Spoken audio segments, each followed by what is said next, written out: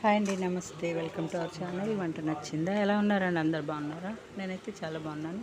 ఈరోజు నేను కాకరకాయ ఉల్లికారం అయితే చేస్తున్నానండి.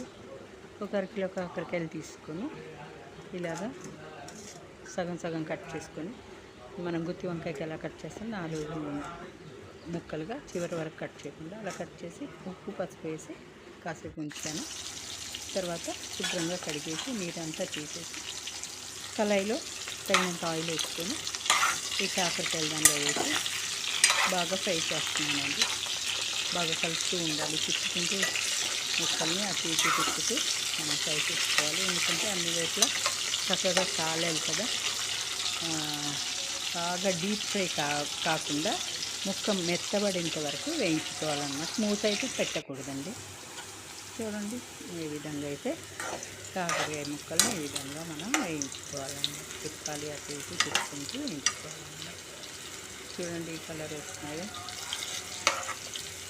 ఈ విధంగా ఈ కలర్ వచ్చేంత వరకు మనము వేయించుకోవాలి. కాకరకాయ ఉల్లికారము చాలా బాగుంటుందండి. ఇష్టం లేని వాళ్ళు కూడా చాలా ఇష్టంగా తింటారు. చాలా బాగుంటుంది. ఒకసారి మీరు కూడా ట్రై చేయండి. నా వీడియోస్ ఉన్నాయండి, 2-3 వీడియోలు నేను కాకరకాయ రకరకాలుగా నేను చేసి వీడియోస్ పెట్టాను. కాకరకాయలో చాలా రకాలు మనం వేసుకుంటాం కదా. ఉల్లికారం అని, కాకరకాయ కారం అని, కాకరకాయ తర్వాత కూర, పులుసు, డీప్ ఫ్రై, అలా రకరకాలుగా మనం చేసుకుంటాం. బెల్లం వేసుకొని కూర వీడియోస్ ఉన్నాయి, చూడండి. మీకు నా ఛానల్ నచ్చితే సబ్స్క్రైబ్ అయితే ఖచ్చితంగా చేసుకోవాలి. చూసారా, ఇలా డీప్ ఫ్రై చేసుకొని మన ముక్కలు అయితే డీప్ ఫ్రై అంటే కరకర అనేది కాదు, మెత్తగా అయ్యేంత వరకు ముక్క మెత్తబడేంత వరకు వేయించుకొని మనం పక్కన పెట్టుకోవాలి. చల్లారాలి బాగా ఈ కాకరకాయ. ఇప్పుడు మనం ఏం చేద్దాం, ఒక మిక్సీ జార్ తీసుకుందాం. దానిలోకి ఒక 3 కట్ చేసిన ఉల్లిపాయ ముక్కలు వేసేసుకుందాం. దాంట్లో ఒక 5-6 వెల్లుల్లి రెబ్బలు వేసుకున్నాము. కొంచెం చింతపండు వేసుకున్నాము.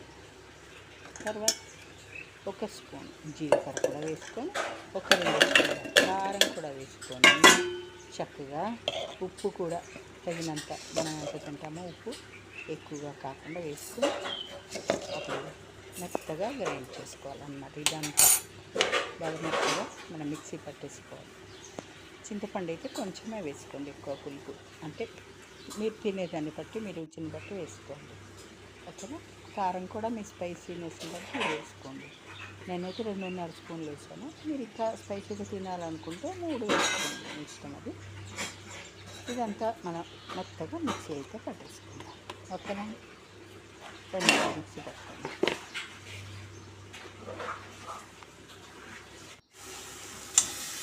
చూడండి, మిక్సీ పట్టిన ఈ పేస్ట్ అంతా మనం కాకరకాయలు వేయించుకున్న కళాయి ఉంది కదా, కాకరకాయలు పక్కకు తీసి ప్లేట్లో చల్లార్చుకుంటున్నాము.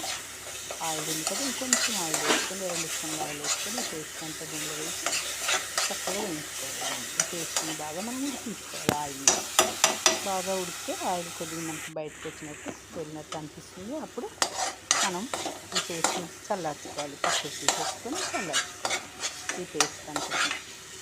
మీరు కావాలంటే కొన్ని నువ్వులు కూడా వేసుకోవచ్చు అండి. నువ్వులు కూడా వేసుకోవచ్చు అండి, ఇష్టం ఉన్నవాళ్ళు. బాగా మెత్తగా అయింది కదా. ఇప్పుడు కాకరకాయలోకి దీన్ని స్టఫ్ చేస్తున్నాను. చూడండి, ఒక చేతితోనేమో ఫోన్ పట్టుకున్నాను, ట్రైపాడ్ యూజ్ చేయట్లేదు ఇప్పుడు. అందుకని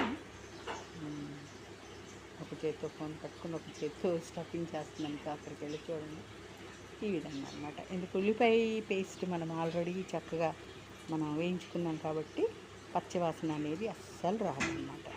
అదే మనం వేయించుకోకుండా ఆ పచ్చిదే మిక్సీ పట్టిన వెంటనే మనం దానిలో కూరుకున్నాం అనుకోండి, అప్పుడు మనం వేయించేటప్పుడు ఈ ముక్కలు లోపల ఉన్నది అంత వేగదు, బాగా అంత మంచిగా ఈవెన్గా వేయగదు.